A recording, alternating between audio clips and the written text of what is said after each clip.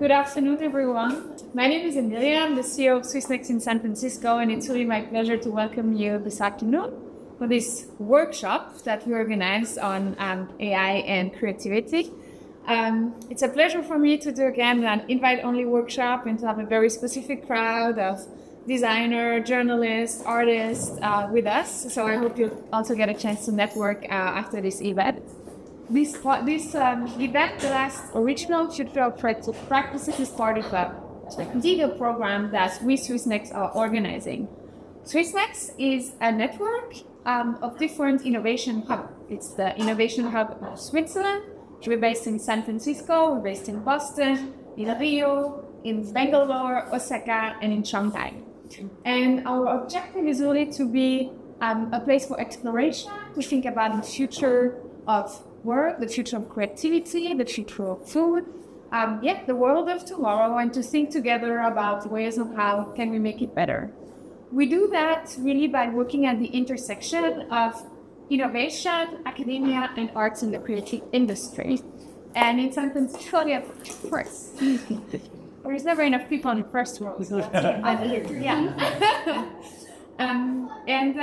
one of the programs that we're actually leading today is also about the future of journalism. So we do have 10 Swiss journalists that are with us. I guess some of them, if you could just raise your hands.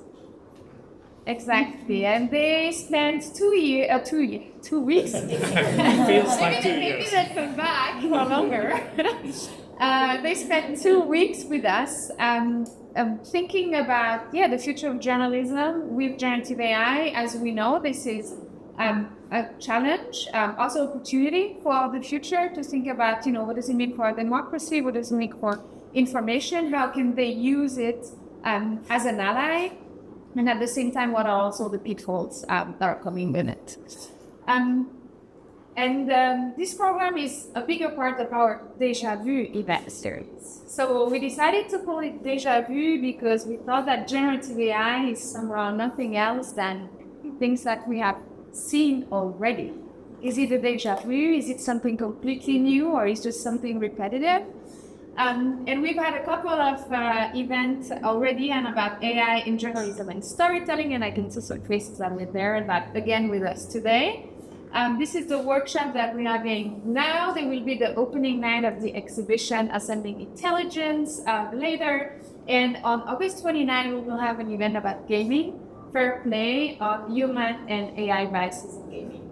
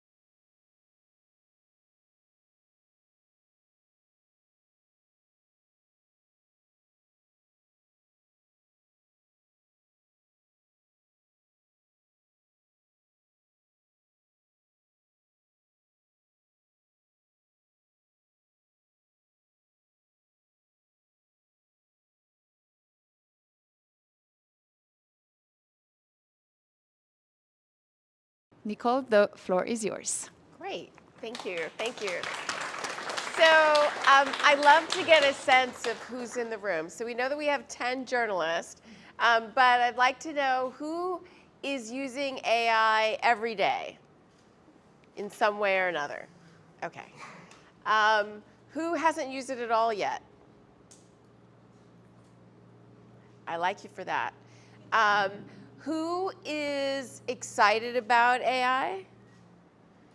Who's frightened about AI? Who's both? Okay, great.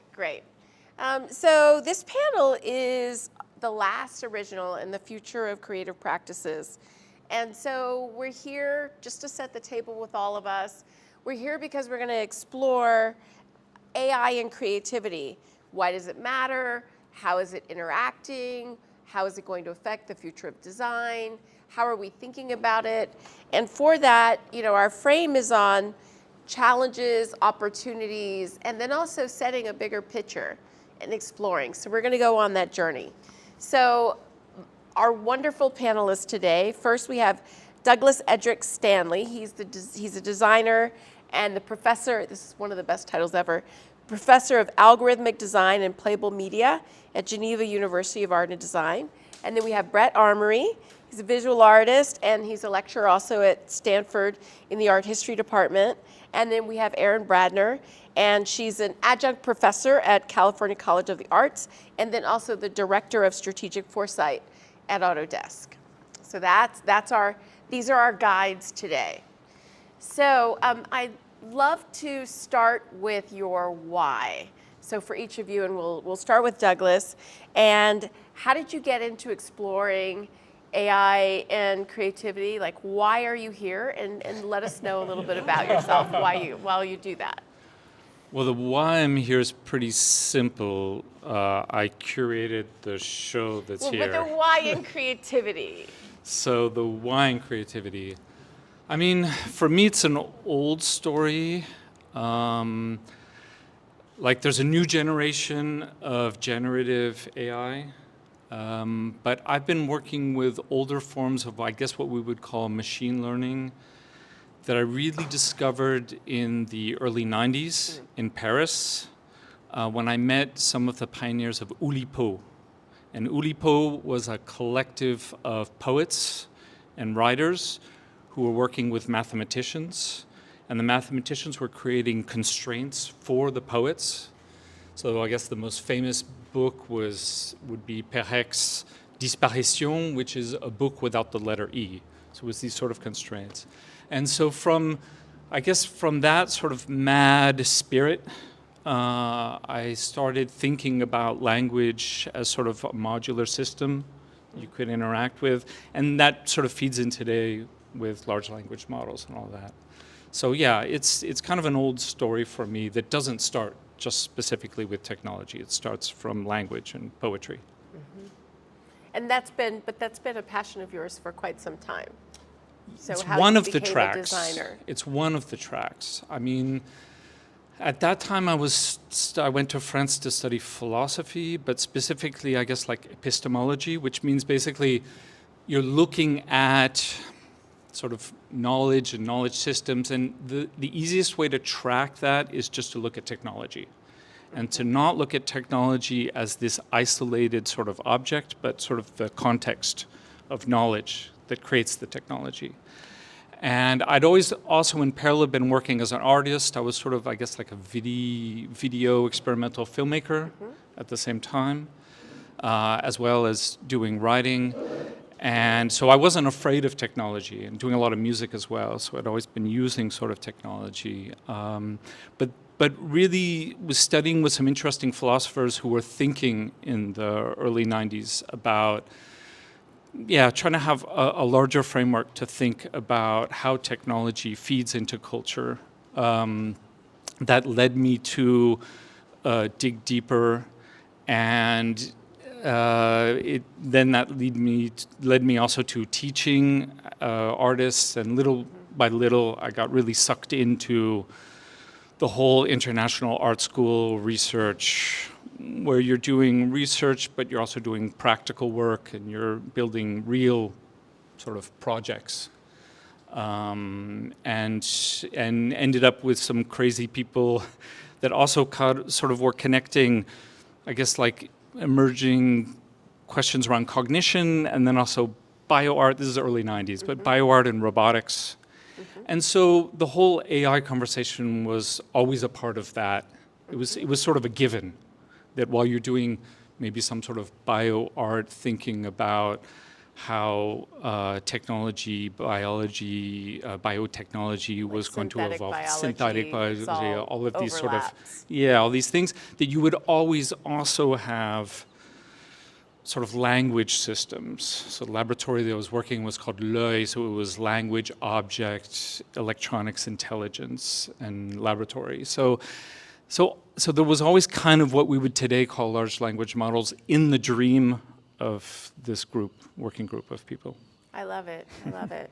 Okay, so Erin, tell us about your why. Why are you interested in creativity and AI, and how did you get to this point?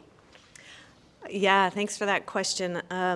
So my background is in information and computer science with an emphasis on human-computer interaction. So I've always been drawn to the introduction of new tools, how new tools are appropriated by artists specifically and combined have always fascinated me. And that's how I came to work at Autodesk. If you're not familiar with the company, we actually have an office just 2 piers down. We make software for architects, so the applied side of art, so architects, animators, industrial designers, and I help design those tools and introduce those tools into the hands of creatives.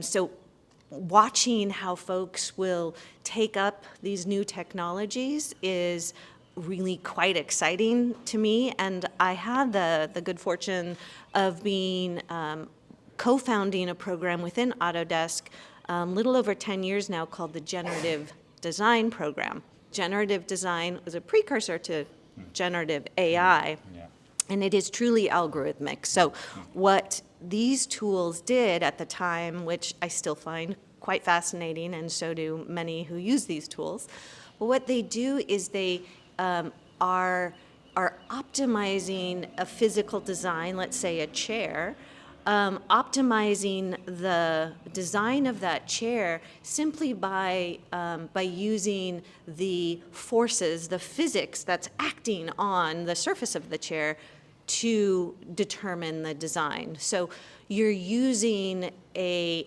algorithm to arrive at a design. What I found so fascinating there is many of these shapes that the algorithm produced mimicked shapes in nature. So they really had a bone-like structure.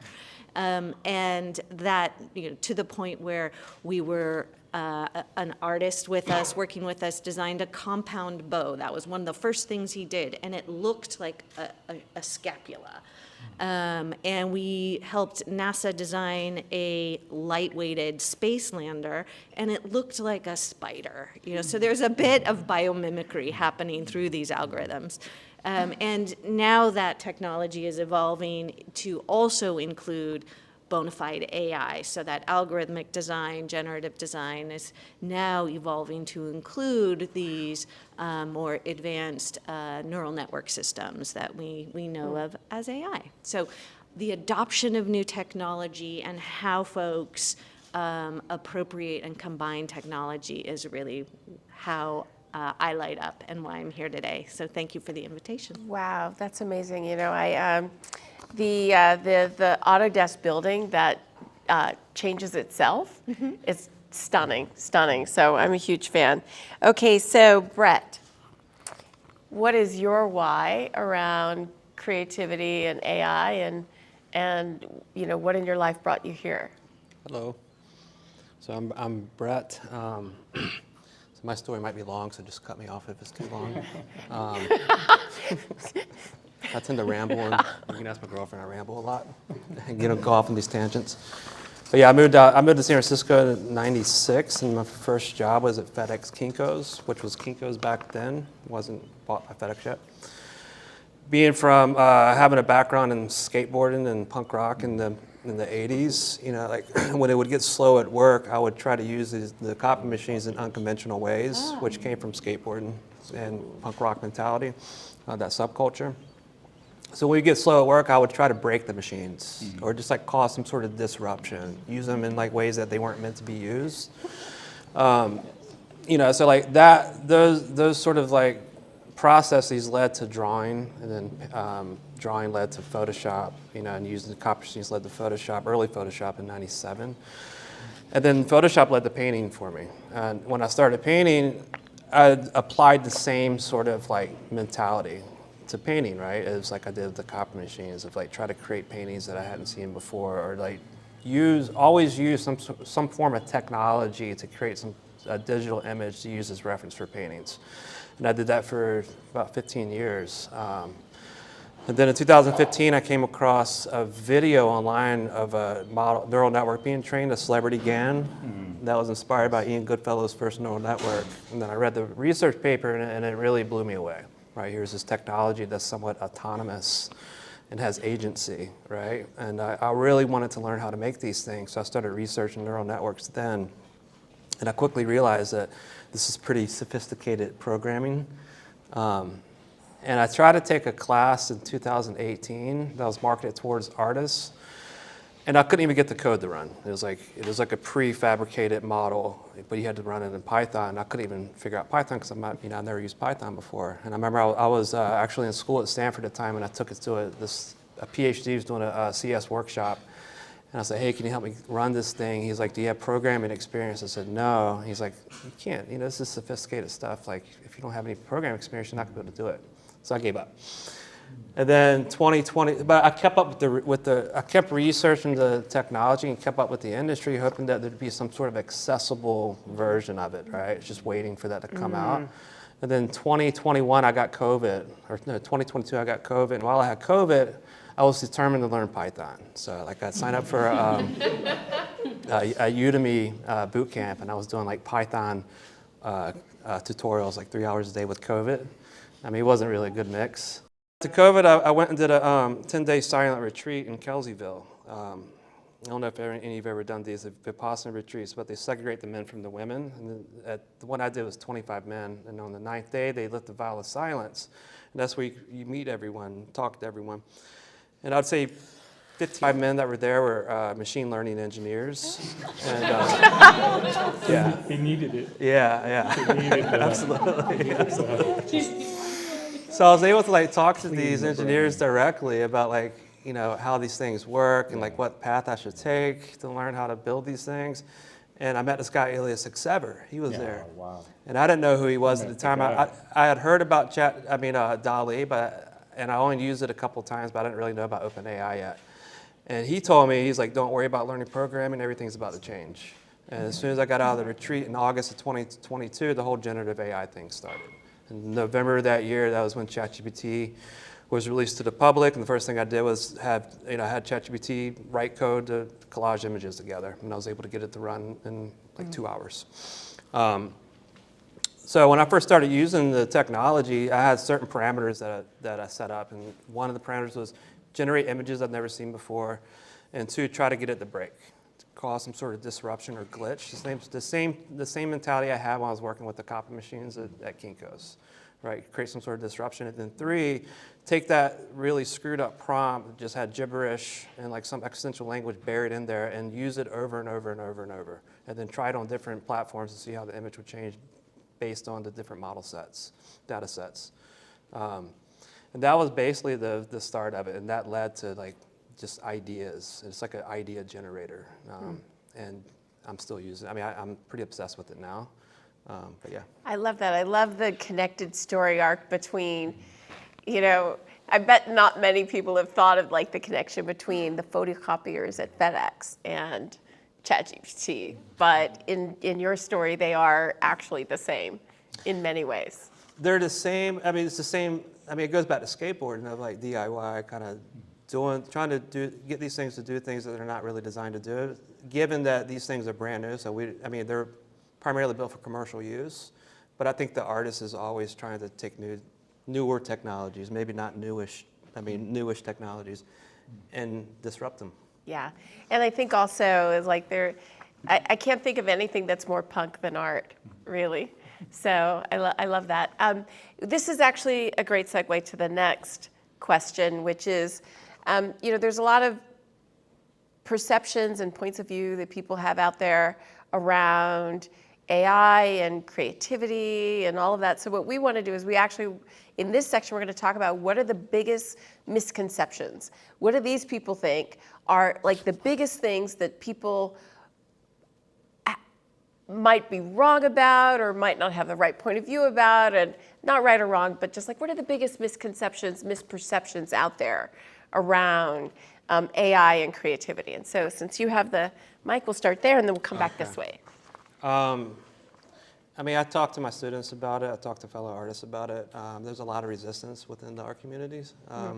and more specifically, traditional arts, drawing, painting, sculpture. I have a lot of friends too that do new media, which have been embracing it for a long time.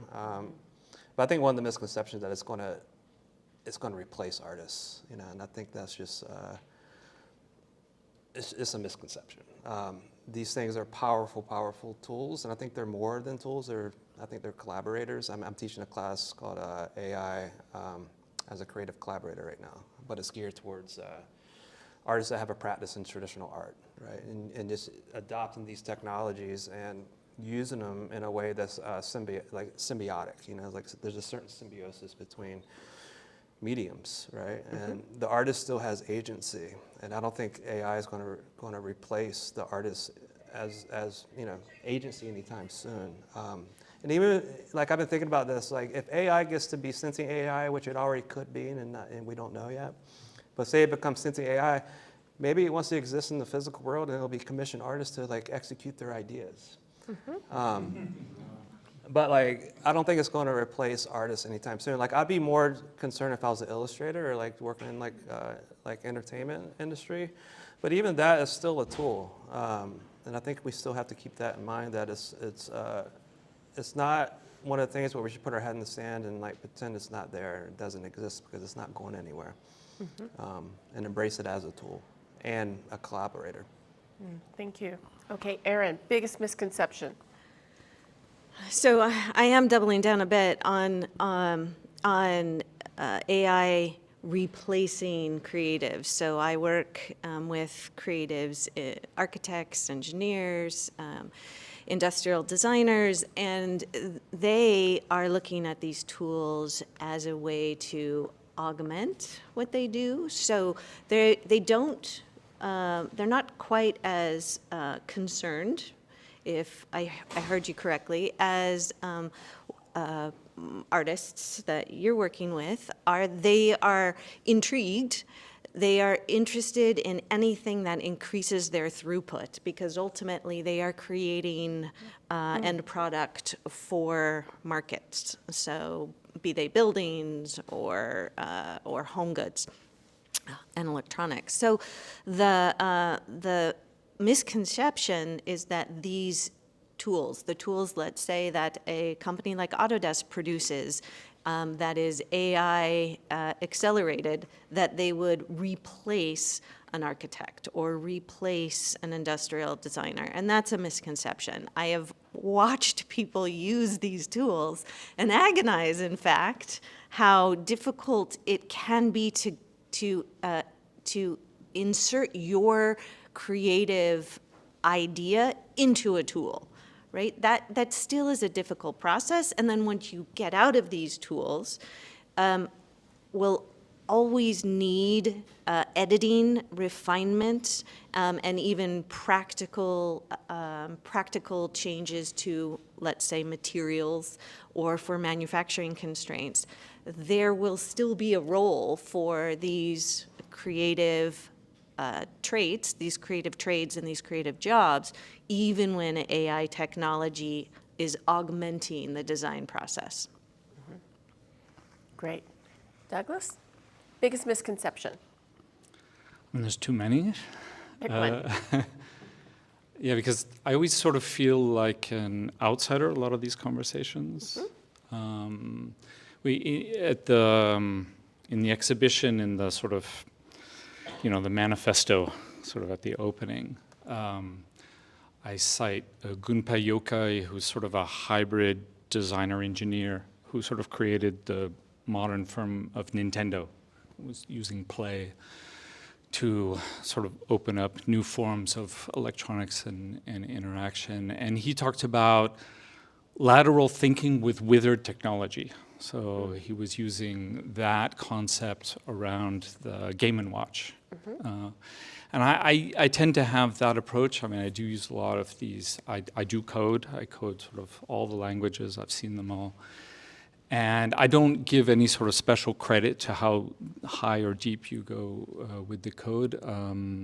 But I tend to always sort of have sort of a lateral approach. I mean, there's a lot For one, I am already seeing artists being replaced by AI. So in the context of illustrators, we have an illustration department at the head. So I'm at the Autodesk Design. It's a big art school in Switzerland. There's about 5 big art schools in Switzerland. We're based in Geneva, so we're in the French-speaking part of Switzerland. And we have, it's really cool, we have basically sort of people doing like graphic novels, illustration, really interesting work. And those people become commercial illustrators as well as artists. And commercial illustration is just going, there's a whole part that's just already disappearing. In the opening that we have of the exhibition, we'll show the video when we open the exhibition, so you can also see it on YouTube. We used voiceover actors in the video to just play around with the idea of how, let's see how good, instead of me doing the voiceover, let's have some AI voices do it. Those voices are good enough that I'd use them in my own work. I mean, I create video games. I need a lot of voice actors. That's ethically very difficult because I usually work with very, very small budgets. I do sort of very experimental art type games, research. It's going to be very handy to not pay a human to get very good quality voiceover. So there's a whole industry that's, and I see it like at the beginning of the Industrial Revolution,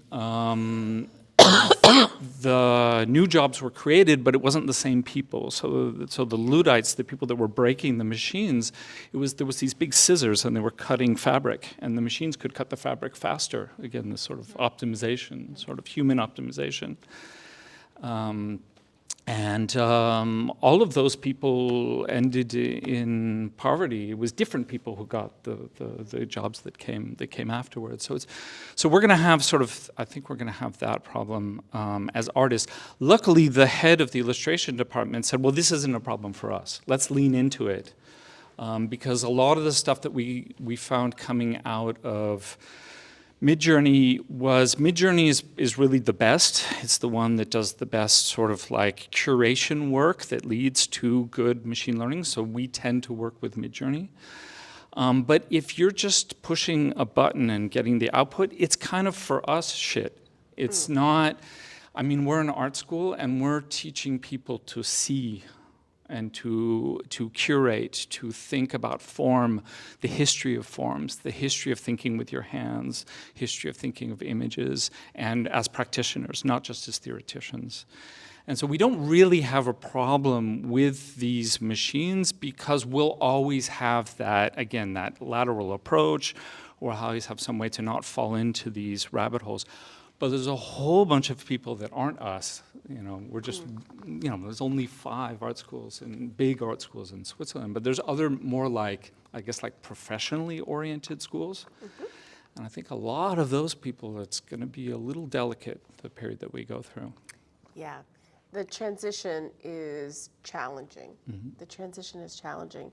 I think also, though, it's like for the, you know, that one role that artists do have around, or have always had around, seeing the unseen, speaking the unspoken, you know, and allowing humanity to see itself. Yeah, sure. You know, that is, I believe, untouchable by machines. Yeah, I mean, there's this interesting sort of... For a while, long time. There's an interesting sort of shift that happened around when photography, so photography, it took 100 years to be considered art. It was just sort of a tool for photographing, you know. And really the sort of, you know, the institutions that I represent looked down on photography. But we're going to move into how AI shapes perception. Okay. So the next, because you're going into it right now, so it's perfect. So I'm just going to go ahead and move us into that. So the next section, we're taking through a dinner party, by the way. So we've had the amuse-bouche, and then now we're having we just had the appetizer, and now we're getting into like the pasta dish before we get to the mains.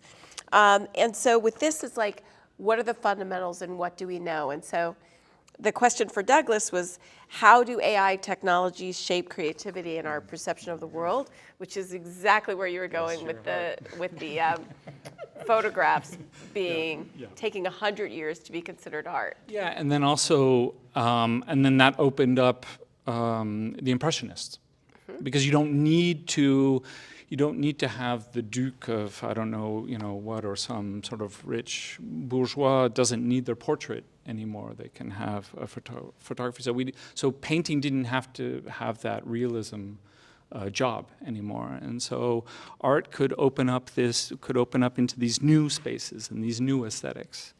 I don't know what that's going to be with AI. I mean, that's really my job.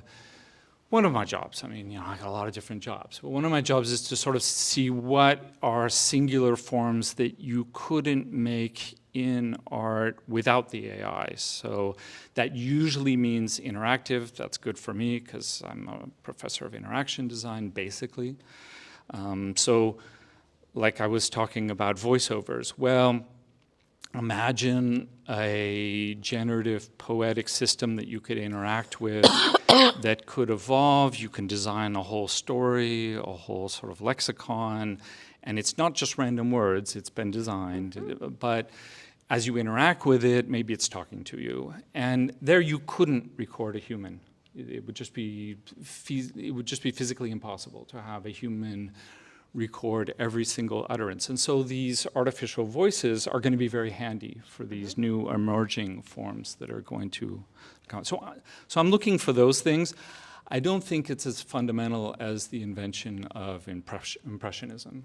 That's a bigger nut, and I definitely don't have the keys to that kingdom. Mm-hmm. Great, thank you. So, Erin, you spoke to a little bit in the first two questions around how people are currently using AI in art and design, and you're saying that you see people really leaning into it and pushing. Tell us a little bit more about how you're seeing people use AI currently in art and design. Yeah, so I'm going to leave the art to you, Brett, but the design side I can speak to. And, folks are leaning into AI, both the creators themselves and the business leaders. So at Autodesk, we survey business leaders to find out what is the current adoption rate of these technologies. For the journalists, there's a report called The State of Design and Make from Autodesk. And business leaders say they are adopting technology. 80% of them, it's 79, are adopting AI technology.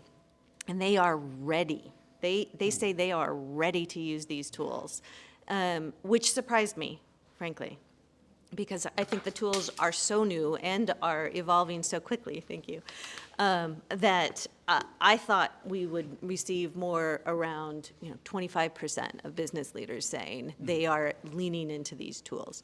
Now, some of that may have to do with the fact that in architecture, for example, algorithmic approach, a generative approach to design, and parametric design itself is computational. So the larger architecture firms, Foster and Partners, have had a computational design department for many years. I can't say how long, but I'm going to guess at least 15 years. There has been a computational design department in an architecture firm, a large architecture firm, such as Foster and Partners. So the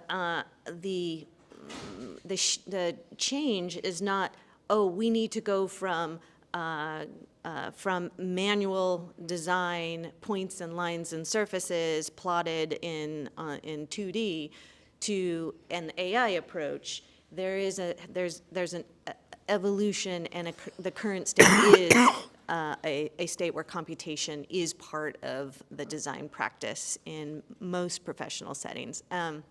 Of course, somewhat analogous in mechanical design would be the use of simulation tools. So simulation has been used to stress test mechanical design for many years, 50 years, finite element analysis. So these tools, these computational tools, are part of the practice, already part of the workflow in design and engineering. Now, that doesn't mean that the AI tools aren't new and different and they do require shifts in the workflow, and the output that that folks are getting from these tools. Let's say you gave the example, Douglas, of Midjourney. So these are 2D. And most of the folks who are folks in architecture and in mechanical engineering are creating 3D outputs, right? These are the buildings that surround us and the cars we drive. So these early generative AI tools are being used in the conceptual design phase. So create a mashup for me of a Frank Lloyd Wright building and a Zaha Hadid building. What would that look like? And let's go ahead and let an algorithm stew on that and see what outputs we get. What inspiration might that provide? But that, again, does not begin to create the 3D file that the architect would need to bring into the design and creation process. Now, there are some 3D tools, 3D generative AI tools that are coming onto the scene. Autodesk has also introduced in our research department some tools to this effect. Nevertheless, what the industry is lacking is a vast data source of 3D models to train on. So Word, written word, and video, there are vast sources to train on, and that's how those the large language models have been trained so effectively. But how many of you have read a document with a digital file? You've read a PDF. Okay, now how many of you have opened up a 3D CAD file? Okay, there's more than I expected. More than I expected. This is not indicative. Yeah. Because I know exactly what you're talking about. Yes. How many of you have vast sources of CAD files at your? Yes, I know you would raise your hand. Yeah. So you could go ahead and train your own model. But No, because they have to be so big. Yeah. You have to have so many models. No one has enough models to train these things. So we don't yet.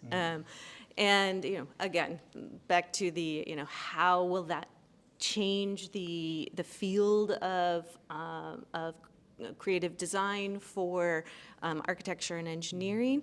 Well, these tools are going to be used as collaborative inspiration, but not ultimately as the tool for execution in the near future. And what I'm hearing too is that there's in the entire workflow, there's lots and lots of things that human beings are doing. Yeah, lots and lots of things. And so I think one of the misconceptions too that people have is, because there's some things that show up better, AI is actually not that good yet. It's like, it's really just at the very beginnings. And so there's so much that it can't do. Okay, Brett. So for you, I want to ask you a question about AI and the creative process. And a little bit earlier, you talked about how you really sort of see it as a collaborator. Could you just expand on how does AI influence the creative process for you and how you're thinking about it? So the process for me, it changes, and it really depends on what the thing is that I'm making, how it wants to perform, right? So there's intention, it's like a balance between planning, intention, experimentation, with randomness playing a pivotal role. And that randomness is where new forms of creativity and expression emerge, right? So I like to get these new perspectives of reality, right? Things that I couldn't potentially create myself. And that's the thing I like about these advanced technologies is they're autonomous in a way, and they do things that are unpredictable, especially within the creative process. Generally what I do, and my workflows aren't set, like they change constantly. I've been teaching a class on AI and collaboration, or AI as a creative collaborator, and one of the things I say in the beginning is these tools are changing rapidly, and this, it's like this exponential growth curve that we're experiencing, and it hasn't really even started. Yeah. So instead of like trying out all the, trying all the new tools, find some tools that work for you and develop a workflow. So that's something that I've been doing. Like and I have multiple workflows, and working with AI has led to all these new forms or new modalities. So like one of the workflows is, like I'll generate thousands of images, or I have thousands of images that I've generated with a certain idea, with some planning and intention involved. And then I'll pick one of those images that really resonate with the theme or narrative that I'm going for, some sort of conceptual framework, and then I'll import that image into Photoshop, and it'll go through like this process of additive and subtractive process, the same process I did before AI. I used AI. And then I'll output that process or that image as an object, and the object could be a painting, it could be a screen print. I taught myself screen printing like 2 years ago so I could output a digital file in a more physical way than just a print. And then being that I'm not a good printer, I've been oil painting for about 25 years, so I kind of know what I'm going to get, but with screen printing, I don't, and I love that about it. So like the image, when I'm outputting it from the digital file, it goes through like this, disruption, the same way I like to try to disrupt the models. It goes through another level of disruption, but a physical disruption. So the image changes.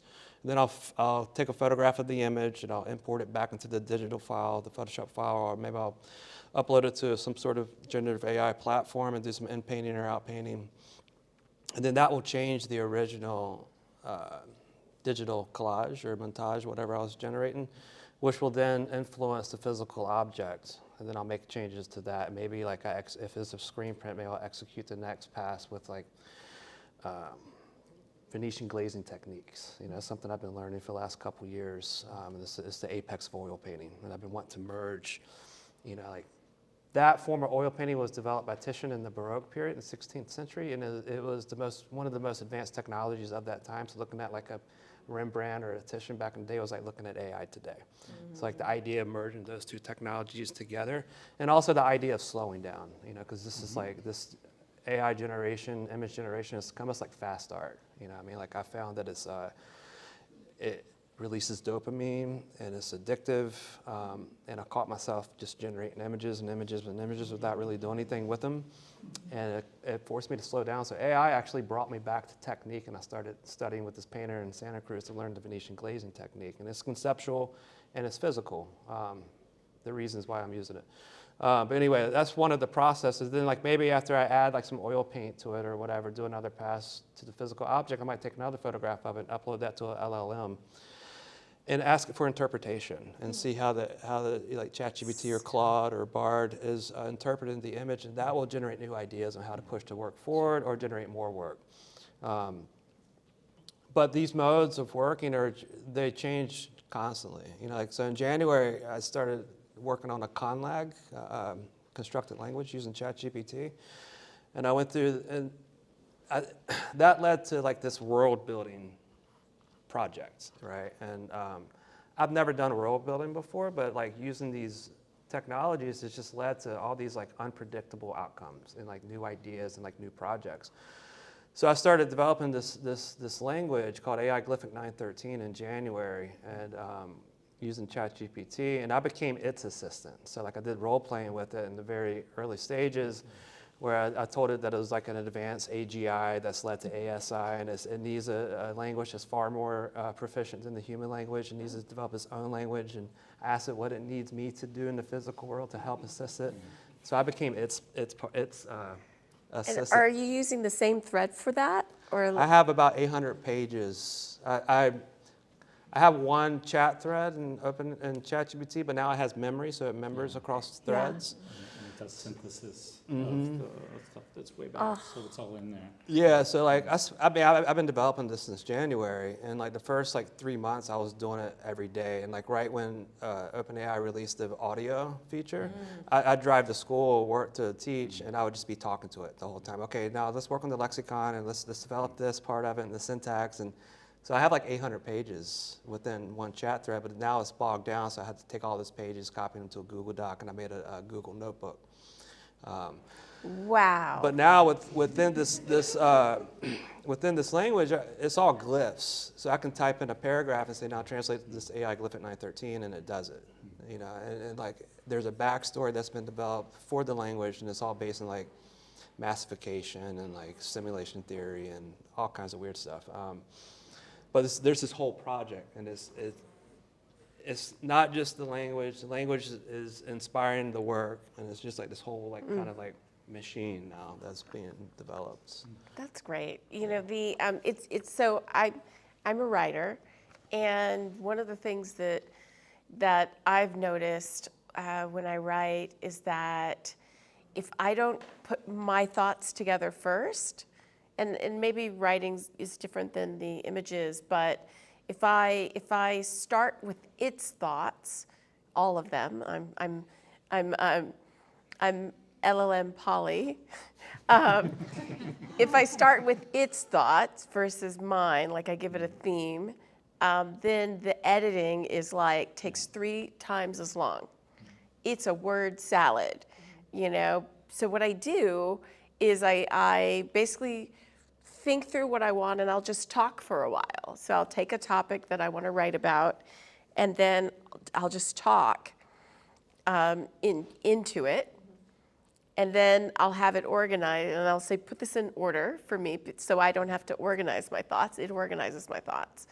And then that's where I start writing from, and that's how I get the, you know, that's how I can write quickly. So you've worked through. Yeah, but I have to do the deep thinking first, which leads to another, which leads to something.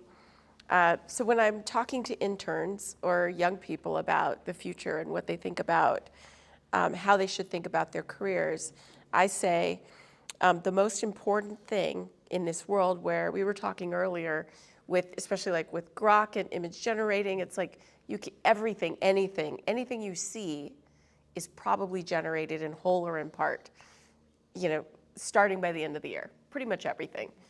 And so, you know, and so with that, the world sort of, human beings are really good at understanding where the currency lies. That's a part of our socialness with one another. It's the reason why when things are moving fast, you find that you're interested in what is slow. Because we're constantly seeking novelty, and that novelty can be slow in a world that's fast, or fast in a world that's slow. It's kind of like looking for berries on the Serengeti.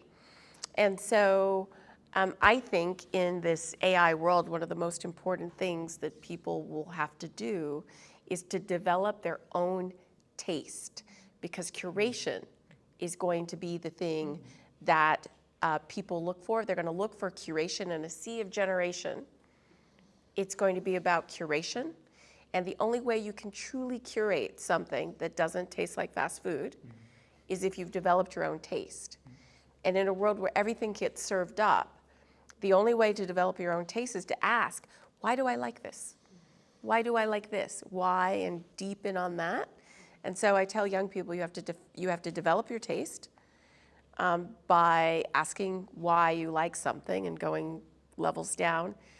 And then you have to defend your own taste, which might mean, you know, starting with your own idea, or if you're starting with a generated idea, be very clear about what you're doing, why you're doing it, that sort of thing.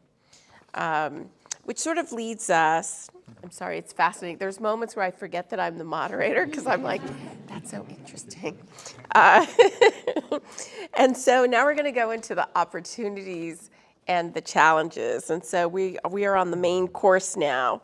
And so, you know, what we're looking for is what are the biggest opportunities and challenges in each of your core areas. So actually, let's pull this back over to Douglas. So Douglas, for AI in education and the artistic practice, like biggest challenge and biggest opportunity, one of each. Okay, well, the biggest challenge is it's the one that I've been talking as much as possible with as many people as possible. Certainly fellow practitioners, fellow teachers, fellow researchers, fellow people working with tools. I come from sort of the creative coding world from the 90s, where at some point it took a lot, and same thing happened with electronics, with Arduino.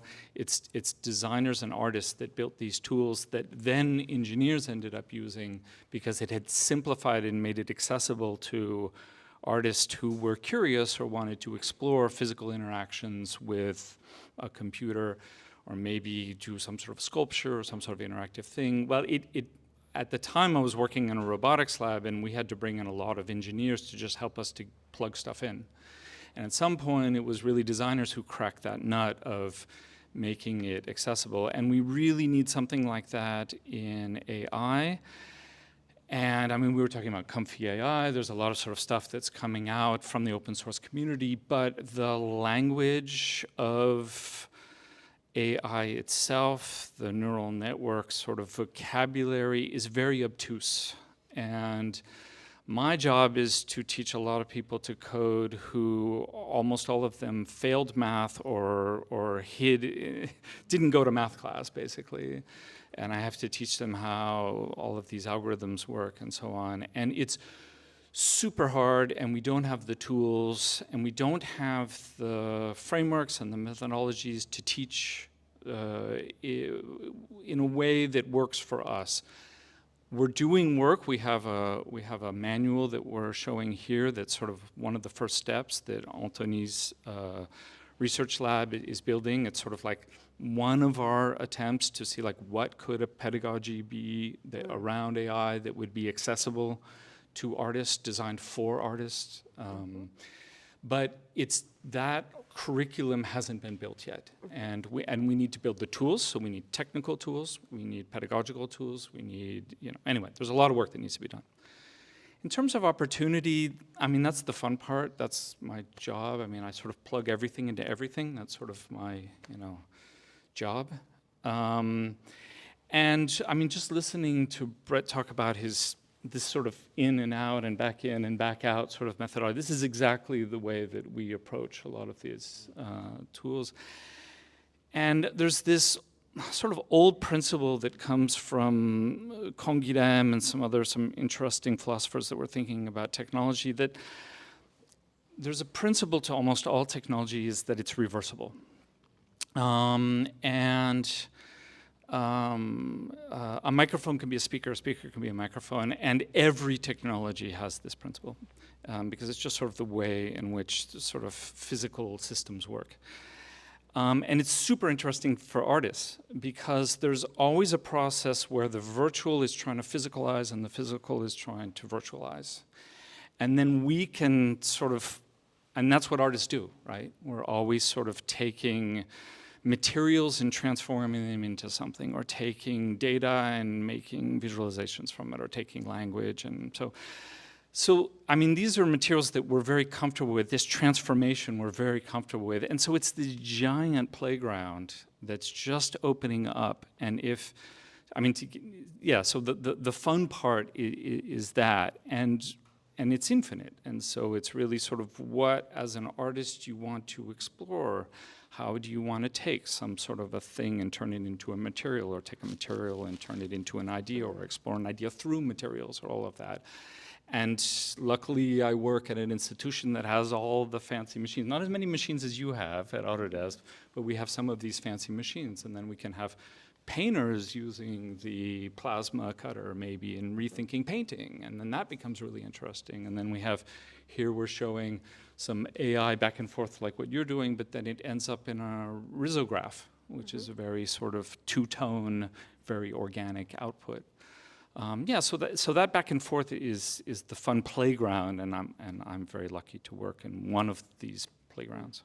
So what I'm hearing is that the opportunity, as you see it, is that artists won't be limited by the medium that they've studied. They will be able to move across. I mean, it's sort of if they're doing their job right, I guess, yeah.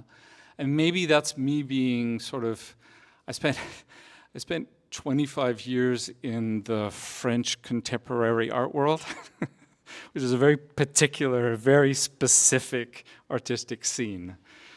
And they very much look down on the idea of mediums. That for them, like a good contemporary artist, a good artist de l'art contemporain doesn't really have a medium. They're sort of moving.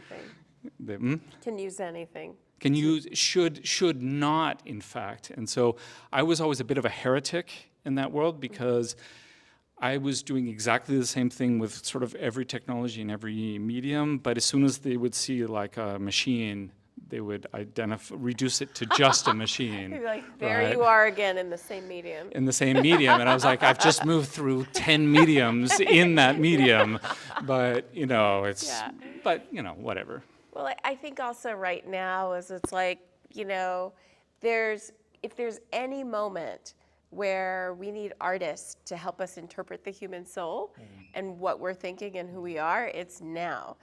Because this stuff is really sort of challenging in many ways. The world is going to be changing dynamically. And so, this is the moment for, I think, artists. We need them more than ever. Okay, Erin. Opportunity and challenge. We'll challenge first, then opportunity. Oh, challenge first. Yeah. Okay. Biggest challenge that you see in industrial design and creative industries, and then the biggest opportunity. Okay, so challenge, I think, is creating interfaces for these AI tools that will both allow the user to extract the computational power of the tools, but also allow the user to explain how the machine arrived at the output that it arrived at. So in AI, there is a discussion, long-running discussion around explainable AI. So it's certainly, perhaps it's not as relevant when it comes to fine art, because this is art. Do I need to explain myself? If I do, then perhaps it isn't art. But within mechanical design or building design, I need to be able to explain why this particular structure satisfies the function and the design brief, and satisfies it both functionally but also in a safe way. So this building will not fall down, and this mechanical design will not break and spew metal parts into the environment. So the explainability of these tools is going to push quite a bit on the large language model kind of approach that we have now, where we don't have a dialogue with the tool, a meta conversation to say, well, why is that the right answer? Why is that a good poem that you've generated? So that, I would say, is the challenge. Really advanced human-computer interaction, good interfaces, and explainability. As far as the opportunity, there are many. I'm really quite interested, again, I'm going to ground it in the creative fields of building design and industrial design. The idea that I have a infinitely fast-thinking design partner that can explore and optimize the vast number of constraints that I'm designing for. I have a supercomputer as my design partner. And what that means is that I can not only think about addressing the immediate design brief, but I can also think about addressing the perhaps sustainability requirements of this tool. How do I really do what's called cradle to cradle design. So not designing something so that it can end up in a landfill, cradle to grave, but how do I create a design that solves its intended purpose, but also can be cycled back into a new design. That cradle-to-cradle design is one might think of it as a multi-objective design optimization problem. That's difficult for designers to do. We have cognitive limitations. And often or sometimes aesthetics may compete with a functional design or a sustainable design. How do we resolve that? So I believe that the computational power that AI is bringing to these fields is going to allow us, I hope it will allow us to solve for not just the problem in front of us, but the problem and opportunity of sustainable design and creating an environment that will not just serve the next generation, but the many generations to follow. I love that, sort of like to be able to look ahead, not just to this problem, but to the problem after that. So it's really interesting. So I didn't mention it very much about what I do. So I'm focused on human and AI enablement, and I'm working with SHRM, and SHRM has 340,000 members who every Monday take care of 325 million workers and their families all around the world. And so I'm working with them to define their thought leadership policy and product around how do we educate human resource people to be the circulatory system of an organization to work towards human-centered AI implementations. Because what we're discovering now that enterprise is about a year into their implementations is that the implementations are failing unless they're human-oriented, meaning taking care of what I call the mesh, mental, emotional, and social health, and all of like the social dynamics of bringing a technology into an organization that fundamentally changes the workflows and how people do things. And so what's interesting is when we're looking for cases, there's deep cases which might be, someone's looking at accounting and it's just about bringing AI in and you do accounting faster. And that's interesting, but that's not transformative.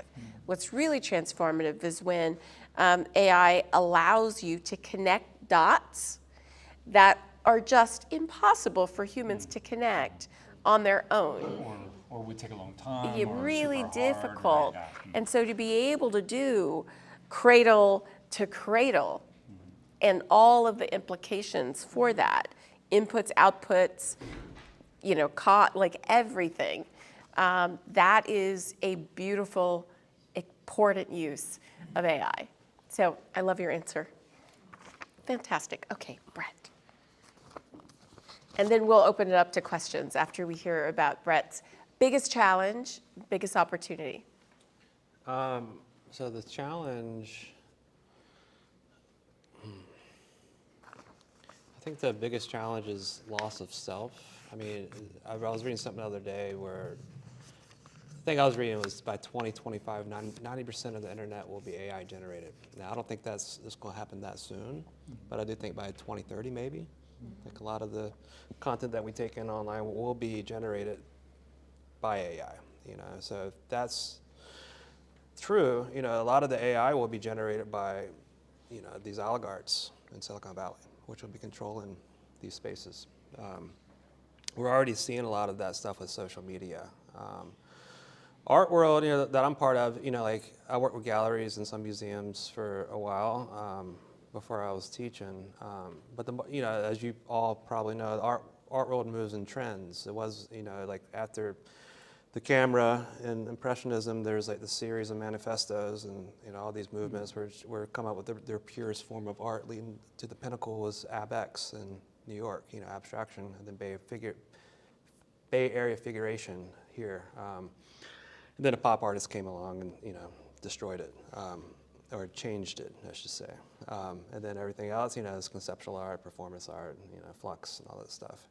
And then in the 80s, it's postmodernism, and the 90s it became about global art, and then art, then art as commodity and market trends. And it seems like that's been like sort of the thing that we've been experiencing for the last, 20, 30 years, maybe 30, 40 years. So there's these trends, right, that come and go every, I don't know, 7, 10 years. And you know, there are artists that are chameleons and they can adapt to these trends and they can ride the waves. And then there's artists that get influenced by the trends and can adapt, right?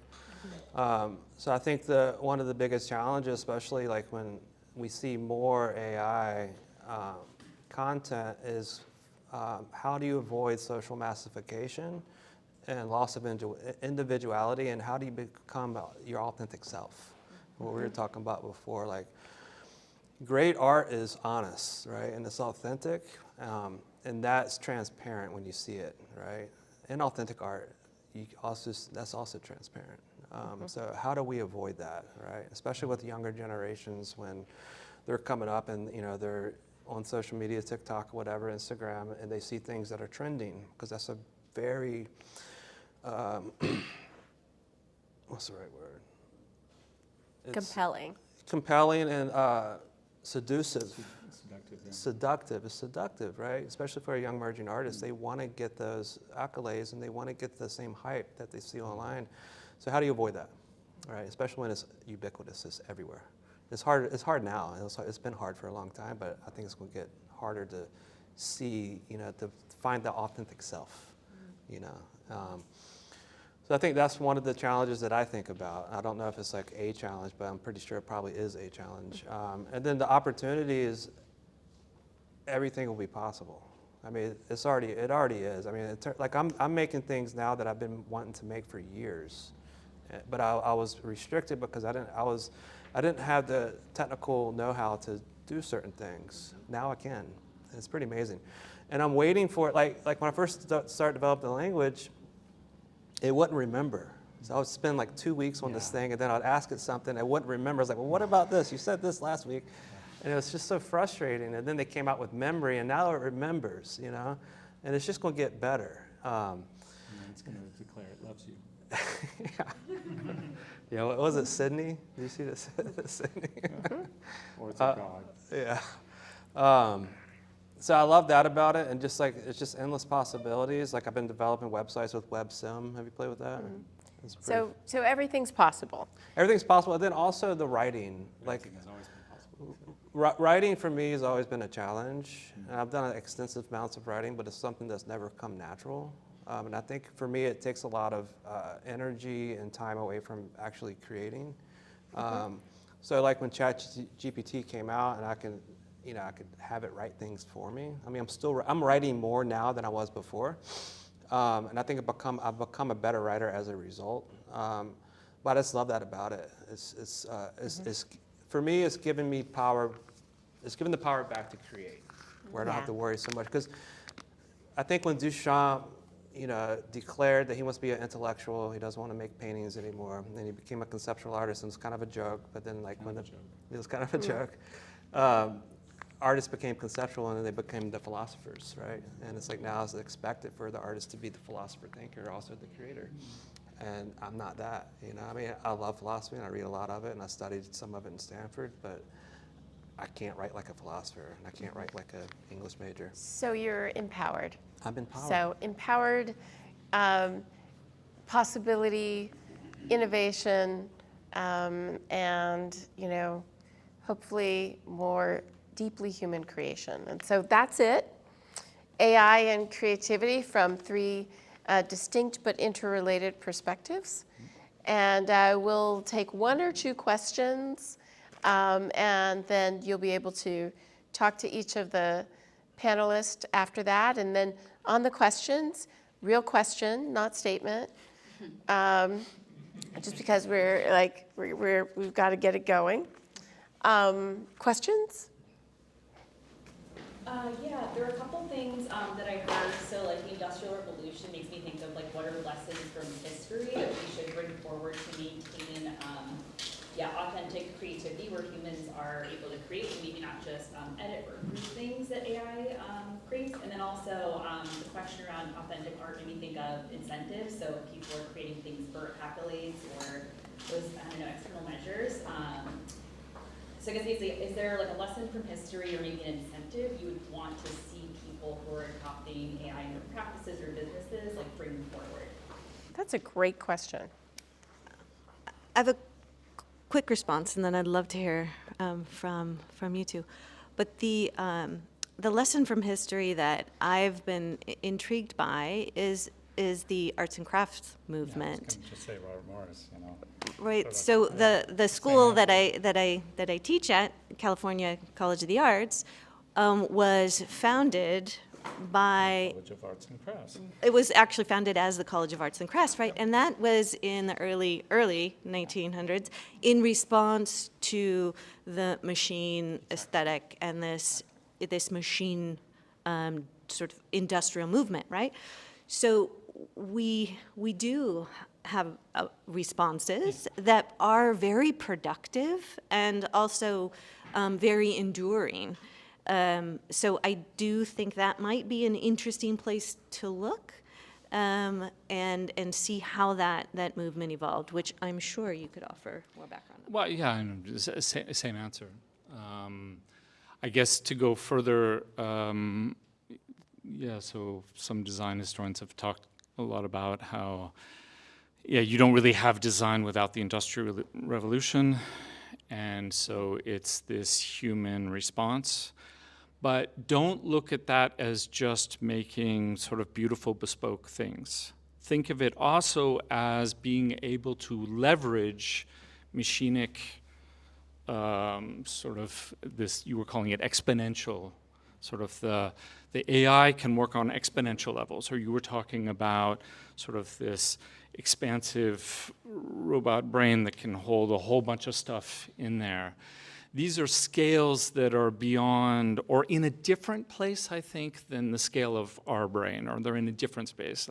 These machines are interesting if they're alien entities, and then we can sort of go back and forth and tap into these alien entities. But they do work on scales that tend to eat up humans and eat up art, and the same way that machines were sort of eating up these human bodies. Because let's not forget, the machines back in the Industrial Revolution, the humans maintained them. They kept them greased up and moving. And what's happening right now? Who is getting paid 0.00001 cent to feed the Silicon Valley? Well, they're not here in Silicon Valley, I can tell you. So there's humans that are feeding the semantics and that are giving quality data on the scale that the machines need. And so we really need, historically, that's sort of the role that designers played, is let's create sort of an interface between humans and this very scary machine scale.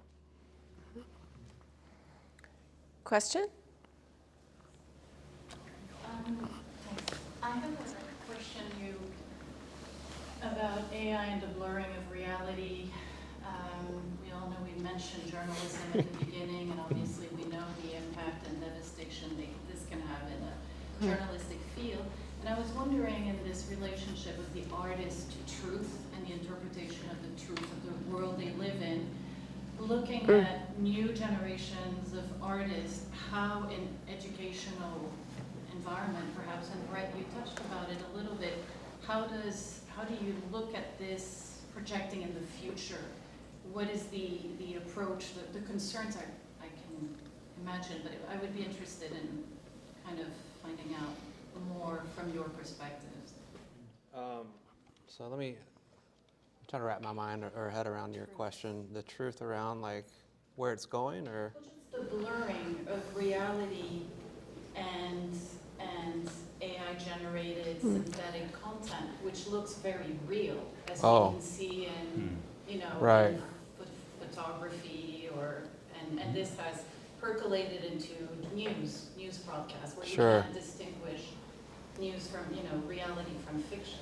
Right. And that's going to be only more and more difficult to distinguish. And so I was just thinking in the art, and so that's in journalism, but in the art sector, if you want, how is this approached in terms of, projecting into the future and the truth, the responsibility almost of artists sometimes in portraying their truth and their relations? Yeah, and I think what you're saying too, like if the world is synthetic, if everything that we see is synthetic, how does an artist anchor in the truth in order to be able to be that that medium of truth telling that humanity needs artists to be for us. Yeah, So that's a that hard authenticity that you mentioned. Well, I think that's the great thing about art is it doesn't have to be true. It can be conceptual, where it's like that inauthentic truth is the truth in itself, if that makes any sense. I mean, I don't know because I haven't thought about that, to be honest with you. I mean, I think like physical objects, I think I have a feeling what's going to happen, like the next trend is going to be based in technology. We're already seeing some of it, either abstraction or technology. And I think it's going to be ubiquitous within the art world where like there's going to be all this AI generated art or art with code or, like visual art that lives on screen. And then there's going to be another wave where like people want to see the physical object again. But I think what we'll see is probably some like anti-art thing that happened in the 60s and 70s, right? Yeah, definitely. And then It's a given. it's a given. And then painting's going to die and everything else with it. All the Anti-design as well was a thing. Exactly, yeah. And then it's going to come back, right? Because people are going to get sick of it and they're going to want to experience the real thing. Because the art world has always been a reflection of what's happening in society. So as this AI thing ramps up, and like we're in San Francisco, so like of course we know about it, right? And being that we're here, we're artists or designers, so we're privy to like this technology first, And then it trickles to like I'm from Virginia, and my girlfriend were there over the summer, and people were barely using ChatGPT. No one cares, It just hasn't really reached across the country yet, but it will. And I think once it will, I think the art world's going to respond, because it's going to be ubiquitous in society, and then the art world's going to respond, and then it's going to become a trend probably, and then I think that's going to end, and then the physical object's going to come back. But to answer your question, I don't know.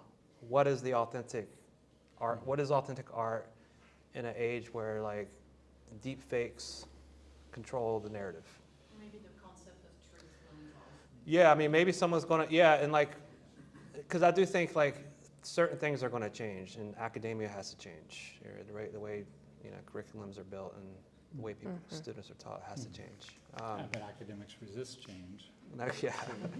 So I don't know, like maybe there's something that like authenticates the digital work. I don't know. But it's a great thing to think about. And with that, that is it. Thank you so much for your time. Thank you.